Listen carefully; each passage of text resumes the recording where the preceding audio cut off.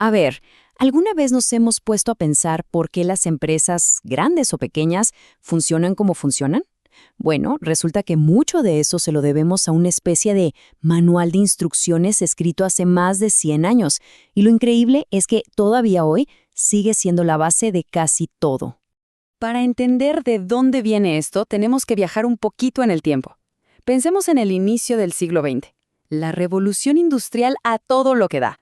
Imaginen fábricas gigantescas, miles de trabajadores, un crecimiento explosivo.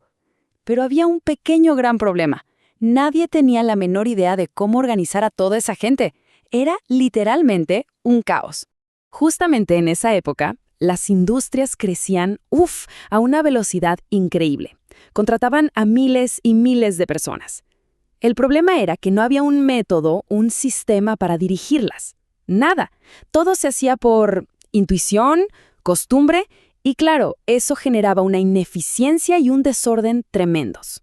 Y bueno, en medio de todo ese desorden, apareció un ingeniero que dijo, a ver, el problema aquí no son las máquinas, es cómo organizamos a la gente. Se propuso resolverlo no con más tecnología, sino con algo mucho más radical, una nueva forma de pensar. Y ahí es donde entra en escena nuestro protagonista. Hablemos del arquitecto detrás de esta solución, un ingeniero francés llamado Henri Fayol. Lo que él propuso fue, para la época, una perspectiva totalmente nueva sobre qué significaba realmente gestionar. Fayol llegó y dijo algo que hoy nos parece súper obvio, pero que en ese momento fue una bomba. Dijo, oigan, administrar no es un arte, no es algo con lo que se nace, es una habilidad. O sea, es un proceso con principios universales que se pueden enseñar, aprender y aplicar en cualquier tipo de organización. Eso lo cambió todo. Ok, entonces vamos a meternos de lleno en su modelo. Empecemos por la primera parte. ¿Cómo se construyen los cimientos, la base de una organización sólida?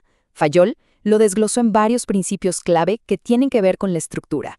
Fayol empezó con lo más lógico. Primero, la división del trabajo. O sea, que cada quien se especialice en lo suyo para hacerlo mejor y más rápido. Simple, ¿no? Segundo, autoridad y responsabilidad. Si alguien tiene el poder de dar órdenes, también tiene que hacerse responsable de los resultados. Van de la mano. Y tercero, disciplina, que no es otra cosa que el respeto a las reglas del juego. Sin eso, pues, nada funciona. Y aquí viene algo súper importante, porque aclara dos conceptos que mucha gente confunde. Por un lado, la unidad de mando, que cada empleado reciba órdenes de un solo jefe, uno. Así evitamos el típico, mi jefe me dijo esto, pero el otro jefe me dijo lo contrario. Y por otro lado está la unidad de dirección, que todo el equipo que trabaja en un mismo objetivo tenga un solo plan y un solo líder. ¿Se nota la diferencia? Una cosa es quién te da órdenes y otra es que todos remen en la misma dirección. Esto nos lleva directamente al famoso principio de la cadena de mando, o sea, la jerarquía. No es más que esa línea de autoridad súper clara que va desde la alta dirección hasta el último empleado. ¿Para qué? Para que todo el mundo sepa exactamente a quién le reporta y de quién recibe órdenes. Se trata, al final del día, de evitar el caos. Y para cerrar la parte de la estructura, Fayol tocó dos puntos más. Uno es la centralización, que básicamente se pregunta, ¿quién toma las decisiones? ¿Todo se decide arriba o se le da poder a los equipos? Se trata de encontrar el balance perfecto. Y el otro es el orden. Y esto es tan simple como suena, pero es vital. Un lugar para cada cosa y cada cosa en su lugar. Y ojo, no hablaba solo de herramientas, también de personas. Poner a la persona correcta en el puesto correcto. Pero, cuidado, no vayamos a pensar que el modelo de Fayol era solo sobre cajas y estructuras frías.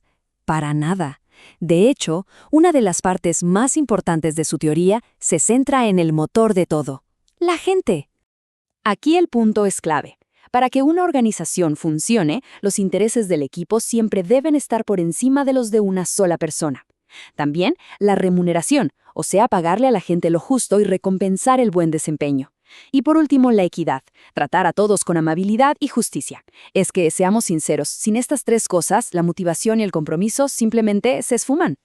Esto nos lleva a algo que hoy las empresas se pelean por conseguir, la estabilidad del personal. Fayol, hace más de 100 años, ya se había dado cuenta de que tener una alta rotación de gente, o sea, que los empleados entren y se vayan todo el tiempo, es carísimo y súper dañino. Retener al buen talento es fundamental. ¡Qué visionario! Además, Fayol le dio muchísima importancia a la iniciativa. Él entendió que si a un empleado se le da la libertad de proponer una idea y llevarla a cabo, su compromiso se dispara. Pero no solo eso, es una fuente de innovación increíble para la compañía. Se trata de confiar en la gente. Y llegamos a un principio clave, el espíritu de cuerpo.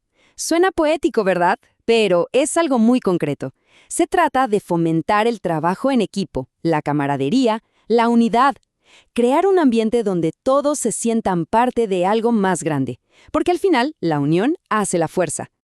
Ok, ya vimos los principios, pero la gran pregunta es, después de más de un siglo, con todo lo que ha cambiado, ¿por qué seguimos hablando de esto?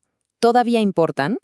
La respuesta es bastante simple, porque la tecnología cambia, pero las personas no tanto.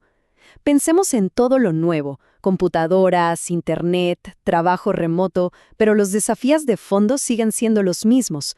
¿Cómo organizamos a la gente? ¿Cómo garantizamos la justicia? ¿Cómo construimos equipos que colaboren? Esos son los principios que no pasan de moda. Y esto nos deja con una última reflexión. En el mundo de hoy, con empresas que buscan ser más planas, sin tanta jerarquía, y con el trabajo remoto cambiando las reglas, ¿cómo encaja este modelo de hace 100 años? ¿Qué principios siguen siendo oro puro y cuáles quizás ya se quedaron un poco en el tiempo? Ahí queda la pregunta.